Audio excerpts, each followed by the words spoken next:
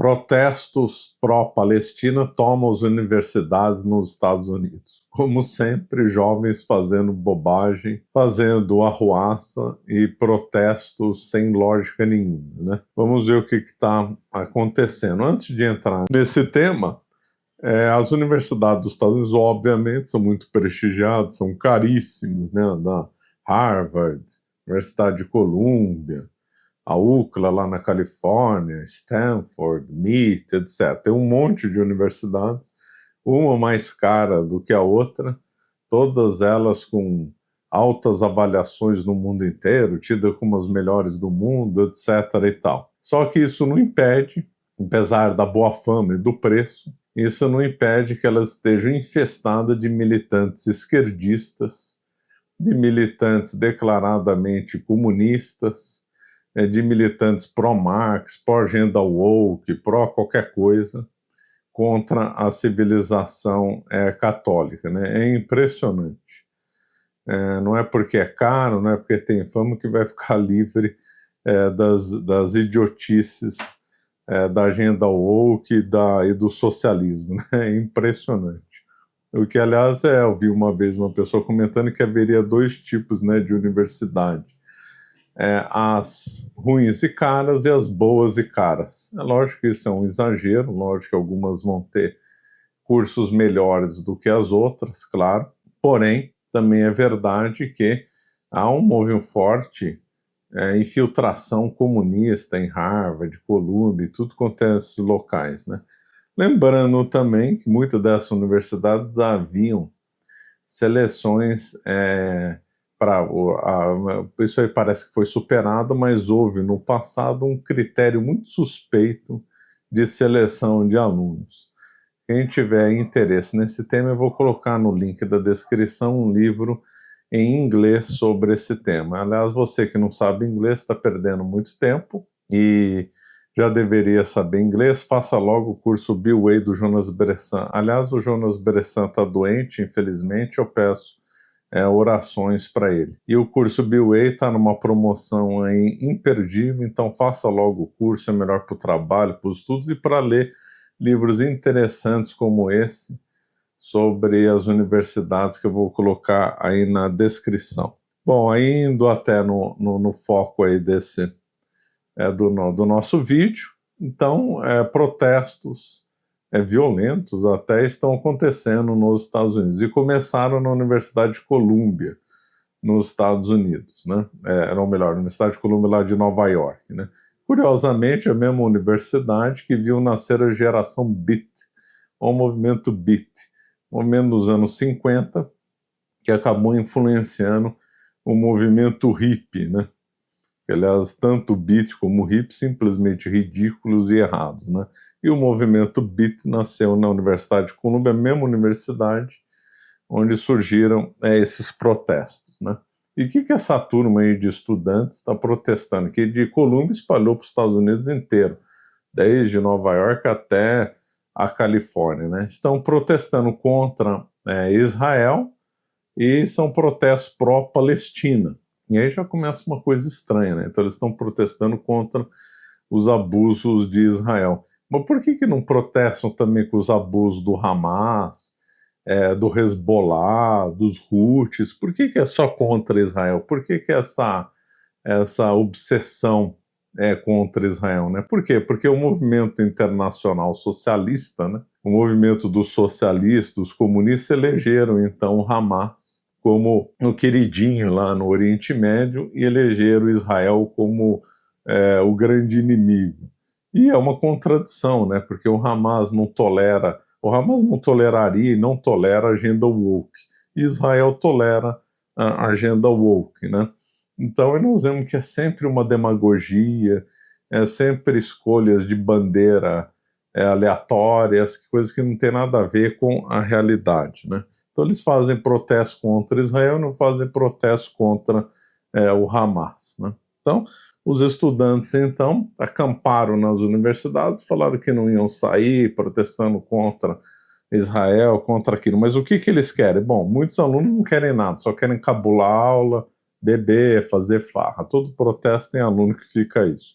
Outros querem que as universidades rompam laços econômicos com Israel. Por quê? Porque muitas dessas universidades se relacionam com empresas privadas. E muitas dessas empresas privadas têm laços econômicos com Israel, investem, ou são parceiras de empresas de Israel, investem em ações de empresas de Israel, né? Então, porque é uma forte ligação econômica entre Estados Unidos e entre Israel, tanto no setor público como no privado. Como as universidades têm forte ligação com o mundo privado, daí o grito que eles fazem de romper laço econômico com Israel. Eles são apoiados na sigla BDS, Boicote, Desenvolvimento e Sanções e Desinvestimento. BDS, Boicote, Desinvestimento e Sanções contra Israel, o BDS, né? Esses protestos, na realidade, a crise tinha começado antes, já em janeiro, estudantes judeus já tinham feito reclamação, entraram até com processo contra a Universidade de Harvard. Outras universidades também sofreram, então, ações movidas por judeus na Universidade da Califórnia, Pensilvânia. Judeus, então, moveram processos, ou no mínimo reclamações, contra as universidades. Por que esses judeus estavam reclamando contra as universidades? Porque as universidades estavam permitindo protestos antissemitas. Ou seja, houve casos de judeus que foram agredidos, casos de judeus que foram xingados, sofreram humilhações públicas, sofreram o famoso bullying, e as universidades não estavam fazendo nada contra isso. E mais, que tinham vários professores, ou mais, que haviam muitos professores que eram declaradamente contra Israel e declaradamente pró-Palestina, e que estavam incitando alunos a perseguirem os judeus. Essa foi a alegação desses estudantes judeus, né? E esses estudantes até entraram com ação visando que as universidades protegessem esses alunos de origem judaica, né? Então você vê como várias universidades estavam aí com núcleos infestados de gente pró-Palestina, né? Que no fundo são todos socialistas, são todos adeptos da agenda woke, né? E aí então havia já essa tensão de janeiro, e explodiram então os protestos que começaram no dia 18 de abril na Universidade de Colômbia. E o que aconteceu? Simplesmente os judeus foram proibidos de entrar nas universidades, a ponto do um rabino de Nova York orientar os alunos judeus a simplesmente abandonarem os cursos em Colômbia, em outras universidades, para que não sofram represálias e mesmo agressão física. Chegou nesse ponto. Então os alunos judeus foram impedidos de entrar nas universidades. Isso aí lembra muito o caso da Alemanha, né? Na Alemanha dos anos 30, no tempo do nazismo, no qual também estudantes judeus foram impedidos de entrar em escolas e universidades. Está se repetindo a mesma coisa, né?